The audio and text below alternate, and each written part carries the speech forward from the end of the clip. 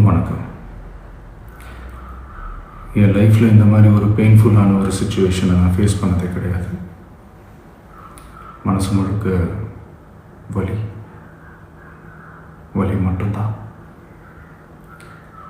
இந்த சுற்றுப்பயணத்தில் என்னென்ன மக்கள் பார்க்க வராங்க, அதுக்கு ஒரே ஒரு காரணம் தான், அவங்க என் மேலே வச்சிருக்கிற அன்பும் பாசம். அந்த அன்புக்கும் பாசத்துக்கும் நான் எப்பவும் கடமைப்பட்டிருக்கிறேன்.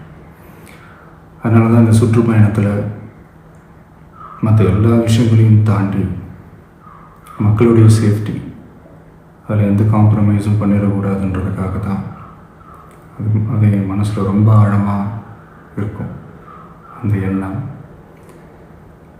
அதனால தான் இந்த அரசியல் காரணங்கள் எல்லாத்தையும் தவிர்த்துட்டு ஒதுக்கி வச்சுட்டு மக்களோட சேஃப்டி மட்டும் மைண்டில் வச்சுக்கிட்டு அதுக்கான இடங்களை சூஸ் பண்ணுறது, அதுக்கான இடங்களை பார்த்து பெர்மிஷன் கேட்குறது, போலீஸ் டிபார்ட்மெண்ட்டில் அதை ரிக்வெஸ்ட் பண்ணி கேட்போம்.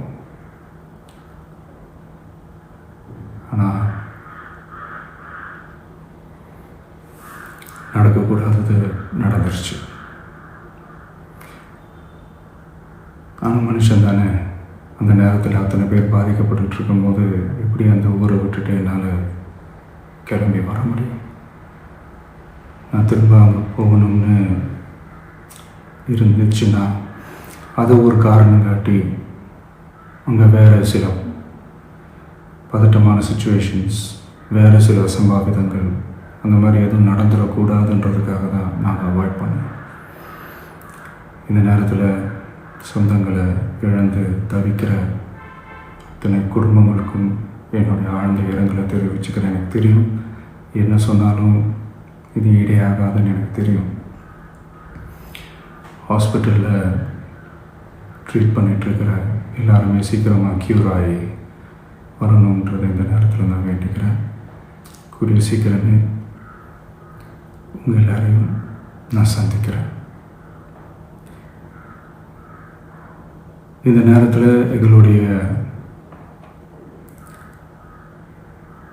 வலிகளை, எங்களுடைய நிலைமையை புரிஞ்சுக்கிட்டு எங்களுக்காக பேசின அரசியல் கட்சிகளை சார்ந்த நண்பர்கள், தலைவர்கள் அனைவருக்கும் என்னுடைய நன்றியை தெரிவிச்சுக்கிறேன்.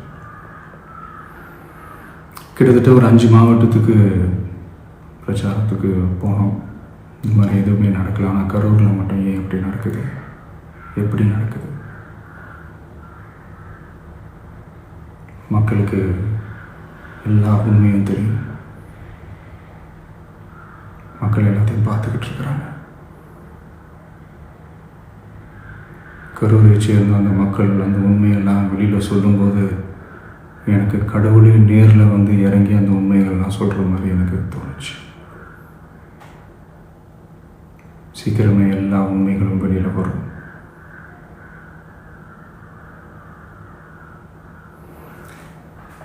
எங்களுக்கு தரப்பட்ட இடத்துல நாங்கள் போய் அந்த ஸ்பாட்டில் நின்று நாங்கள் பேசிட்டு வந்தோம். அதை தாண்டி எந்த தவறும் எங்கள் சைடில் நாங்கள் எதுவுமே செய்யலை. பட் இருந்தாலும் எங்கள் கட்சியை சேர்ந்த நிர்வாகிகள், தோழர்கள் மேலே எஃப்ஐஆர், அது மட்டும் இல்லை சோஷியல் மீடியாவை சேர்ந்த நண்பர்கள், தோழர்கள், அவங்க மேலே எஃப்ஐஆர்லாம் போட்டு இப்போ பிடிச்சிக்கிட்டு இருக்கிறாங்க.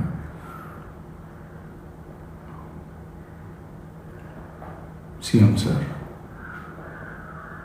உங்களுக்கு ஏதாவது இந்த பழி வாங்கணும் அப்படின்ற எண்ணம் ஏதாவது இருந்துச்சுன்னா என்ன வேணாலும் பண்ணுங்க. அவங்க மேலே கை வைக்காதீங்க. நான் ஒன்று வீட்டில் இருப்பேன், இல்லை நான் ஆஃபீஸில் இருப்பேன். என்ன வேணாலும் செய்யுங்க. நண்பர்களே, தோழர்களே, நம்மளோட அரசியல் பயணம் இன்னும் ஸ்ட்ராங்காக, இன்னும் தைரியத்தோட கண்டினியூ ஆகும்.